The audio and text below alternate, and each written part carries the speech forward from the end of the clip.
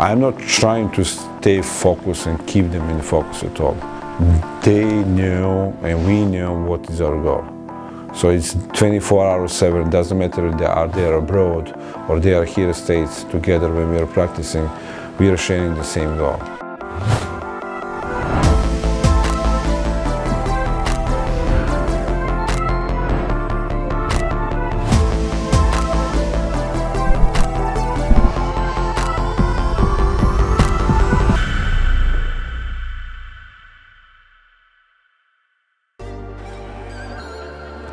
The home crowd, elite competition, prime-time games. The Water Polo World Cup was electric.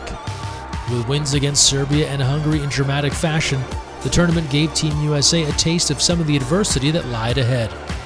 The event wrapped up in Southern California, and a couple of weeks later, the team made their way to Fukuoka, Japan. I think Fukuoka, in the end of the day, it's more positive than negative things for us.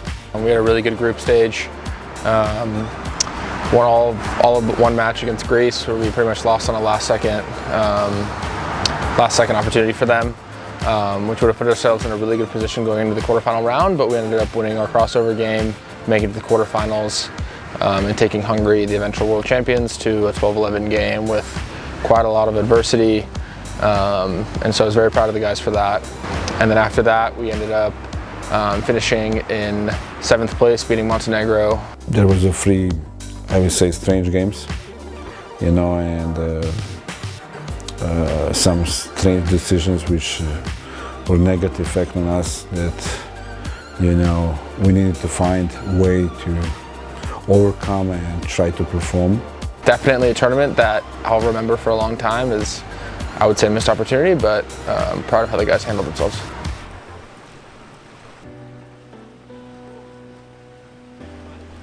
With the World Championships in the books, the teams set their sight on the Pan American Games in Santiago, Chile. Only a few games stood between them and Olympic qualification. That was my third Pan Ams. We didn't have doubt that we're going to qualify.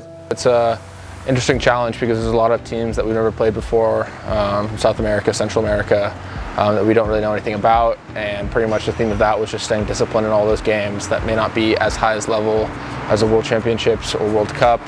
But, you know, you need to play those games, you need to focus, you need to do your work, and you need to be professional. We ended up playing Brazil in the finals. Everyone handled the game very maturely, very professionally, and we were able to qualify for the Olympics. A ticket to Paris had been booked. Team USA earned their spot in the Paris Games with a host of convincing victories. It is a critical accomplishment. However, it is only one step towards an ultimate goal. I remember the Ben Hallock asked me, "Hey, coach, you're not smiling." I said, you know, it was just one step on our final goal. Let's say like this, you know, but I think it's a huge step, you know, for what we're trying to achieve in upcoming summer. Yeah, it's definitely a weight off your shoulders, especially nice to qualify before the rest of the European teams do, at least most of them. Starting off here, the third or fourth team to qualify. Can definitely just sort of put it behind you and focus on the task at hand, which is now preparing ourselves for World Championships now and the Olympics coming up.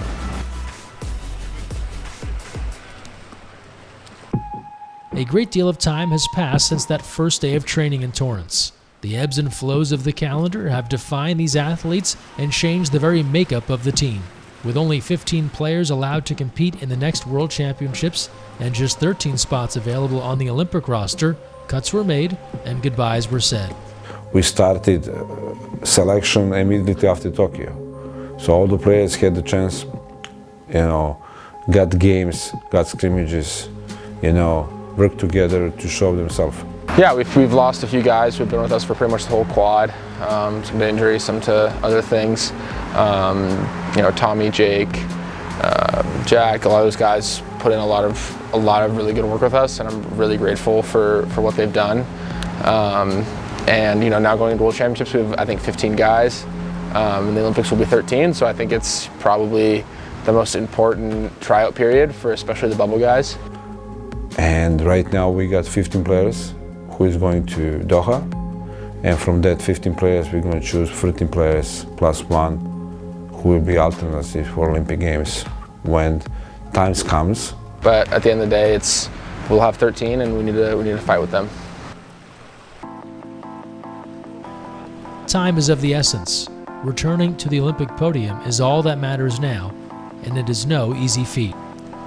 Weeks, months, and years are given to this task. Sacrifices are made, but when one trusts the process and stays focused, the journey can be just as rewarding as the destination. That's the best thing, enjoying the journey. The journey is everything. You know, after you succeed and you match up your goals, you know, usually you all get mentally and physically tired. You cannot celebrate. You can celebrate next day because you're exhausted. And believe me or not, this is the best feeling. And we are living for that day.